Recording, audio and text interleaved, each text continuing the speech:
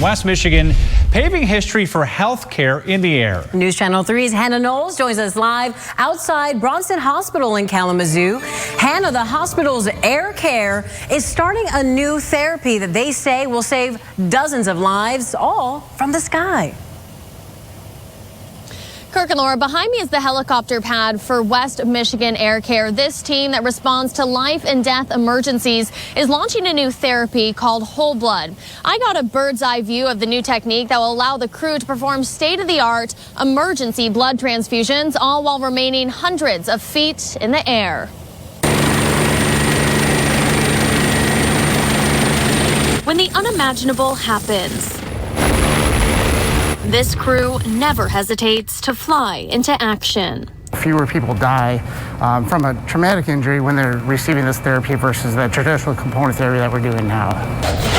Suited up and buckled in, cabin and crew all secure for departure. West Michigan's Air Care took me soaring over Kalamazoo to see how whole blood transfusions really work. Somebody gets injured from a trauma, they're bleeding out whole blood. In order to help reverse that process, we do the transfusion. Bronson Hospital is the first in the state to carry this kind of therapy. We replenish what the person's losing. Now with carrying whole blood, we're able to do that in a much more efficient fashion. Milligan says having whole blood on board will improve response times and the ability to reach emergencies in rural communities. Roughly 15 to 20% mortality benefit. So what that means is about 1 in 10 will have a mortality benefit or a better outcome versus what we're currently doing. This is something that you're going to see in more and more hospitals. Unfortunately, right now, the Michigan Blood Bank isn't carrying whole blood, but I know that they're looking at that. And what they are doing here, Kirk and Laura, was really so cool to see firsthand. Now, the team tells me that they haven't had a chance to do a whole blood transfusion yet, but that they hope to expand this service to other surrounding hospitals, especially as the temperatures continue to drop in West Michigan, which could lead to more trauma and calls for air care.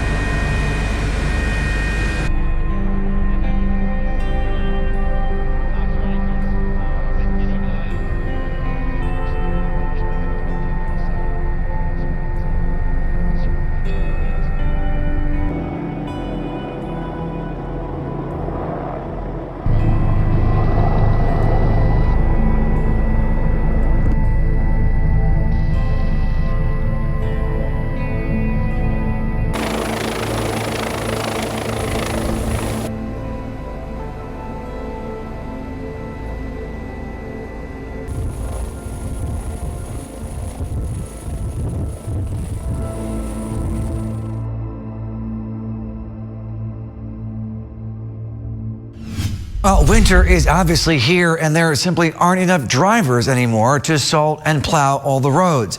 If you drove anywhere last night, you no doubt saw plenty of cars slipping, sliding, and colliding on West Michigan streets, many of which were simply ice rings. Our Andrew Feather is live in Kalamazoo to explain some of the dangers that drivers are facing on the roads. Andrew. Yes, Andy, a 10-minute ride home turned into an hour-long commute for some drivers facing roads that felt more like ice rinks.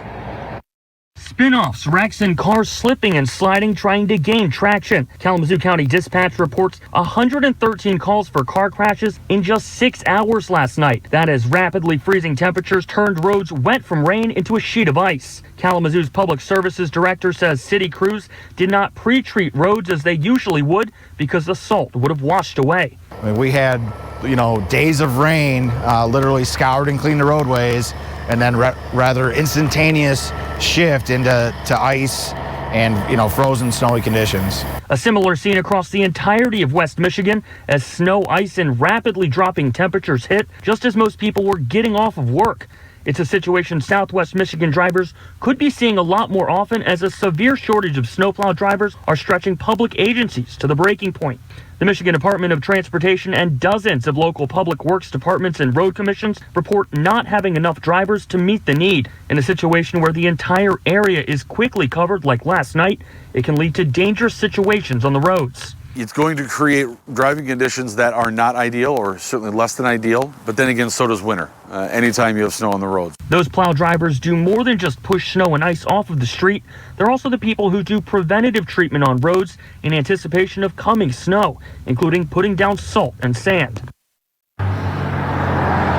Several road agencies across our area tell me they're going to have to continue to prioritize the major roads that a lot of people drive on, meaning that side roads and back roads won't get the attention they typically get, and they could stay slicker for longer.